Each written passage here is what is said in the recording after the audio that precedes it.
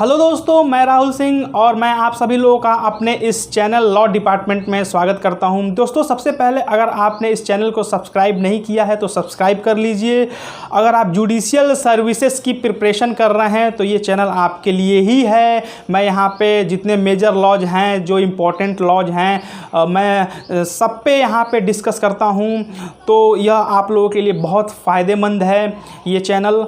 और अब दोस्तों, अब अपने टॉपिक पे बात करते हैं। आज का जो हमारा जो टॉपिक है वो है कि मैं लॉ के कुछ बहुत बेसिक्स वर्ड्स को मैं लेके आया हूँ। आज बहुत सारे लोग हैं, उनको इसके बारे में पता नहीं है। उन्होंने बहुत जगह इसे पढ़ा है, देखा है, सुना है, लेकिन कभी उसकी उन चीज़ों की अर्थ जानने की कोशिश उन्होंने नहीं की कि इसका मतलब क्या होता है, इसका अर्थ क्या होता है। बहुत से लोग हैं जिनको इन सब के बारे में नहीं पता है, तो मैं आज उन्हीं कुछ वर्ड्स पे मैं डिस्कस करूंगा आप लोगों से। और वो जो वर्ड्स हैं वो हैं जैसे बिल, विधेयक। आपने बहुत जगह इसको पढ़ा होगा, देखा होगा, सुना होगा कि बिल, विधेयक के बारे में, लेकिन बहुत लोगों को पता नहीं होगा इसके बारे में। तो आइए इसके बारे में डिस्कस करते हैं कि ये क्या है, बिल क्या है। दोस्तों, मैं बहुत सरल शब्दों में आप लोगों को बताने की कोशिश करूंगा कि ये सब चीज़ें क्या होती हैं, ताकि आप लोगों को सब चीज़ें समझ में आ जाएं।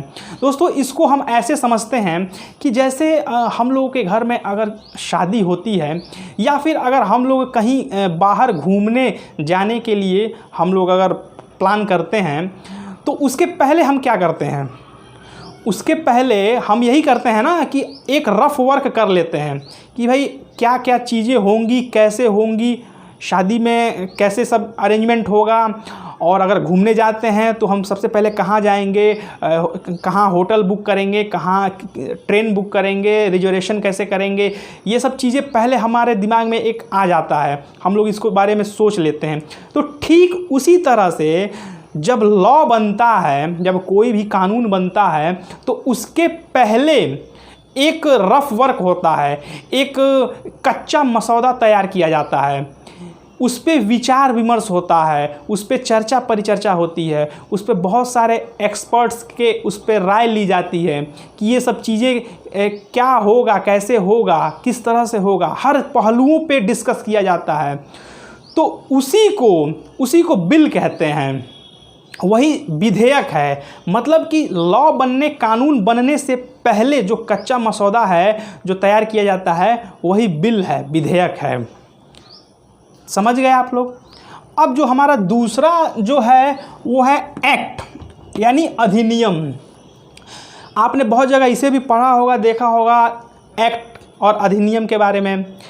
अब देखिए, एक्ट और अधिनियम क्या होता है।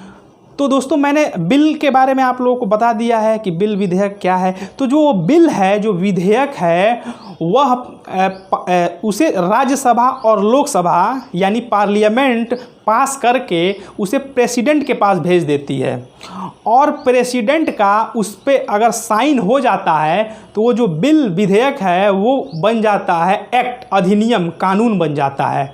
तो ये वही है, उसी को कहते हैं अधिनियम। अब दोस्तों आते हैं रूल, नियम। रूल क्या है? दोस्तों, आपने भी बहुत जगह इसे पढ़ा होगा, सुना होगा, रूल और नियम के बारे में। तो ये क्या है रूल और नियम? देखिए दोस्तों, जो रूल है, इसका जो मेन ऑब्जेक्ट है, जो मुख्य उद्देश्य है, वह है कि जो अधिनियम है, जो कानून है, उसको प्रॉपर और सिस्टमेटिक वे में उसको फॉलो कराना।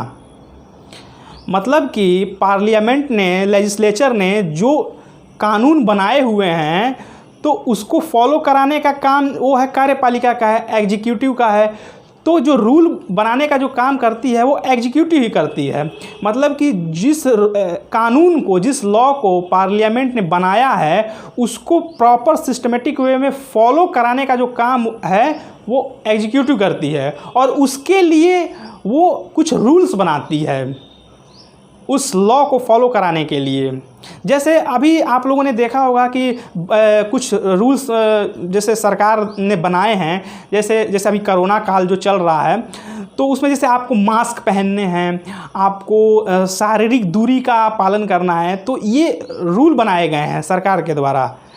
रूल प्राइवेट अथॉरिटी भी बनाती है, प्राइवेट जो बॉडी है वो भी रूल बनाती है। जैसे आप लोगों ने जैसे बहुत से पेट्रोल पंप्स पे देखा होगा कि हेलमेट पहनने वालों को ही पेट्रोल दिया जाएगा, या फिर धूम्रपान निषेध। तो ये उनका क्या ऑब्जेक्ट है ये सब करने का? इसलिए क्योंकि वो रूल जो सरकार के द्वारा बनाए गए जो कानून हैं उनको वो प्रॉपर फॉलो कराने के लिए वो अपने कुछ रूल्स बनाते हैं, तो रूल वही होता है। क्लियर? अब दोस्तों आते हैं आर्टिकल, अनुच्छेद और सेक्शन, धारा।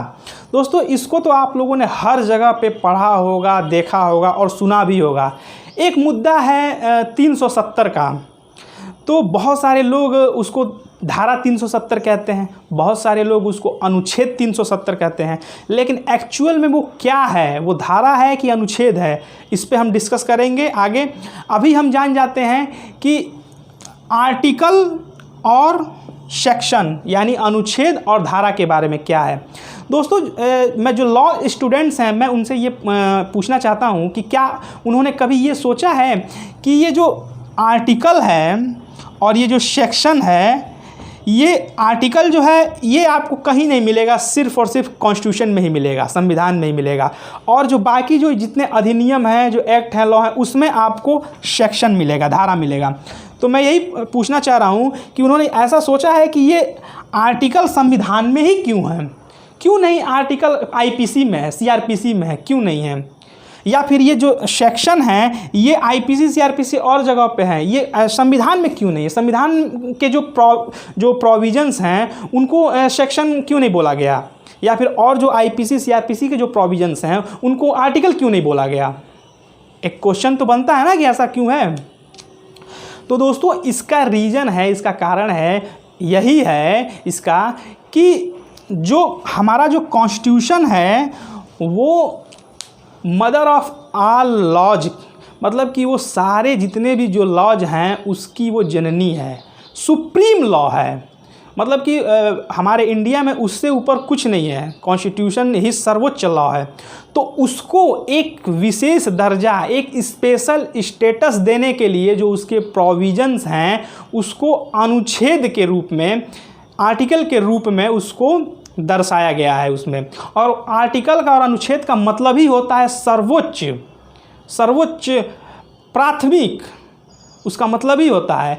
तो जो संविधान के जो प्रोविजंस हैं उसको अनुच्छेद के रूप में दर्शाने का यही कारण है कि क्योंकि वो सुप्रीम लॉ है, वो इम्पोर्टेंट लॉ है। और जो बाकी जो जितने प्रोविजंस हैं आईपीसी सीआरपीसी हैं उसमें सेक्शन है, धारा है। तो सेक्शन का मतलब ही होता है कि सेकेंडरी, द्वितीयक, मतलब कि जो कॉन्स्टिट्यूशन के बाद जो इम्पोर्टेंट जो लॉ हैं, जो आईपीसी है, सीआरपीसी है, एविडेंस है, तो कॉन्स्टिट्यूशन के बाद हैं, वो सेकेंडरी हैं। तो इसलिए उसके जो सभी जो प्रोविजंस हैं उसको सेक्शन के रूप में दर्शाया गया है। ठीक है दोस्तों, समझ गए आप? यही आर्टिकल और अनुच्छेद में, आर्टिकल और सेक्शन में अंतर होता है। अब बात करते हैं कि 370 जो है वो अनुच्छेद है या फिर धारा है। तो दोस्तों जो 370 का जो प्रोविज़न है वो कॉन्स्टिट्यूशन में है, और कॉन्स्टिट्यूशन के प्रोविज़न को हम अनुच्छेद बोलते हैं, आर्टिकल्स बोलते हैं। तो जो 370 है वो है अनुच्छेद है, अनुच्छेद 370 उसको बोलेंगे, ना कि सेक्शन, धारा 370। बहुत सारे जो न्यूज़ चैनल वाले होते हैं, बहुत सारे हमारे मिनिस्टर्स भी हैं जो आप लोगों ने सुना होगा कि वो धारा 370 बोल देते हैं। तो ठीक है, उन लोगों को नहीं पता है, चूँकि वो लॉ बैकग्राउंड से नहीं हैं, उन्होंने सब चीज़ों को अच्छे से नहीं जाना है, पढ़ा है, तो इसलिए ऐसा बोल देते हैं। लेकिन जो एक्चुअल में है वो अनुच्छेद 370 है, और जो बाकी जो प्रोविजंस हैं उनको धारा बोलेंगे, और जो संविधान के जो प्रोविजंस हैं उनको अनुच्छेद बोलेंगे। तो दोस्तों आशा करता हूं कि मैंने जो चीज़ें बताई है आप लोगों को समझ में आई होगी। और दोस्तों अगर वीडियो अच्छी लगे, पसंद आए तो लाइक करिए और चैनल को सब्सक्राइब करिए। Thank you very much.